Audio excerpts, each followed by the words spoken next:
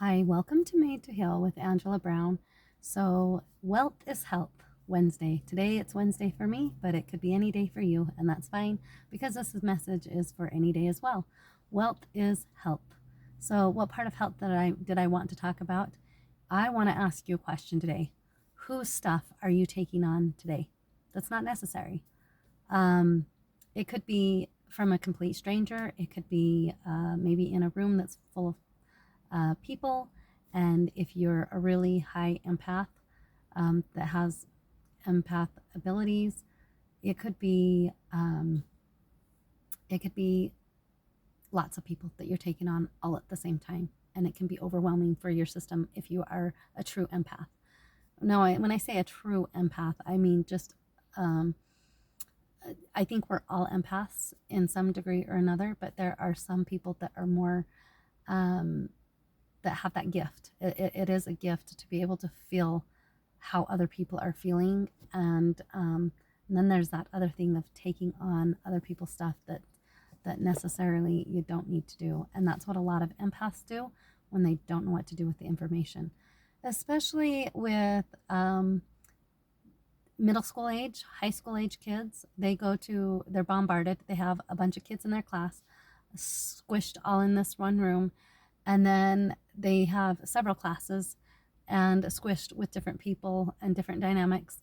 And true empaths really have a hard time with the public school system. It's too much. It's too much for them to take that on, and their system gets overloaded. And so, if you know you have a child that's an empath and takes on a lot of other people's stuff around them, maybe homeschool is a great option, or half and half, part at school and part at home. It's just really important. I have not done any studies. It's just my experience and my belief. So take it for what it's worth.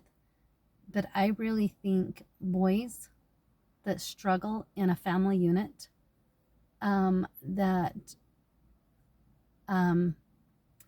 let me just say, my two boys that were empaths, one, I didn't even find out he was an empath until well after high school, into his early 20s. The other one, he's still in high school, and I just was like, oh my gosh, he's an empath. Well, I'm seeing correlation between those two children of mine, and they're both boys. I think they're taking in so much. So if you have a son that is maybe dealing with depression, and I'm not saying that's what my son's dealing with, but if he's dealing with depression, or if he's got this anger bottled up and he doesn't quite know what to do with the anger, um, just they don't know what to do with it because they're taking it all in and they don't know how to release it. Um, it can make for a troubled, hard teen. It can make parenting difficult. It can make communications and relationships difficult within the family unit. So if you have that hard teen, maybe you could ask yourself, is this child that I have on my hands an empath?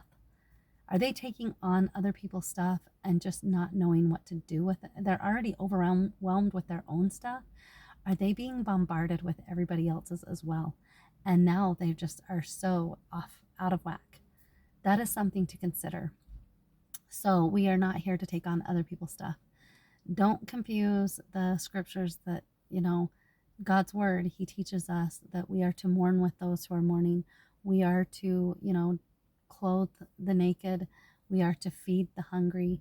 And we're to take care of each other, right? We're to have that awareness. And it's okay to have that feeling of I hurt for someone because I see them hurting. That is awesome. But when we're taking on other people's emotions, sorry, I have my windows down, and um, but when we are taking on other people's emotions and we don't know what to do with it, it just gets stored and suppressed, and later just it becomes a problem. It becomes a problem. So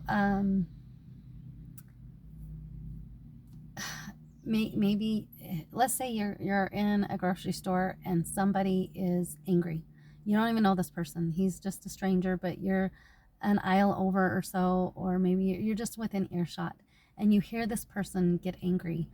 And it's not directed towards you, but you are listening to it. It affects you. If you're in listening earshot, it affects you. And so, what are you going to do with that? You've got to do something. Your body has picked up on it. So you can release it. You can just, go from the, you know, top of your eyebrows and up and over your head and just say, I release this anger. This anger is not mine. Just, I release the anger. Do that a few times and release the anger. It is that simple, because you do not need to take on a complete stranger's stuff if you happen to be an empath. Like, again, I think we're all an empath to some degree or another. But yeah, it affects your spiritual body, your emotional body, and your mental body, and physical. If you're taking on everybody's stuff, it's going to have a huge impact. So clear it, recognize whether it's yours. If it's yours, then own it and clear it, release it. It's important not to hang on to stuff, because if you have these negative emotions and they're yours, negative emotions within the body that's not released, it turns it puts a dis-ease on your body. Your body's at dis-ease. It's uncomfortable. It's not in a relaxed state of being. When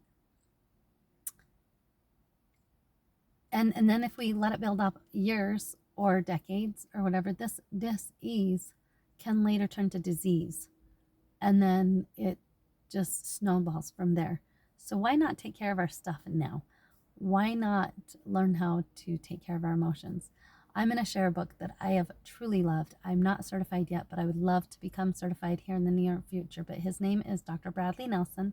He does the emotion code, and he also has a heart code and the body code, and I think the belief code. I have not read that, but I've read all the other books. And it's important that we just are able to release stuff. Anybody can pick up these books and read them and not become certified and use them for you and within your household.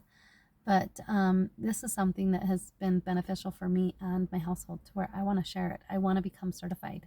So it's important that we don't hang on to stuff that we don't need to hang on to. It's important to let go. Health is wealth. Wealth is health. When we have our health, that is the best wealth we could ever want in this world, because if we have all the health, or if we have all the wealth we want but not our health, we are not going to enjoy that wealth. So really focus on keeping your body sacred and holy, and it'll take care of you in the end. So God bless. Please like and subscribe to this channel, share it with others, and please put in the comment if there's a topic that you would love for me to talk about and share. Please reach out. I'm not the expert on everything. I'm just coming from life experience and the things that God has taught me over the last decade, and he continually teaches me things that I am learning. And I don't have things down perfectly, but I definitely do have some tools that help me put them to use each time I'm in need of them. So God bless. God sees and hears you, and he loves you, and I love you too. And I hope you have an amazing day. And until next time, we'll be talking to you later. Bye.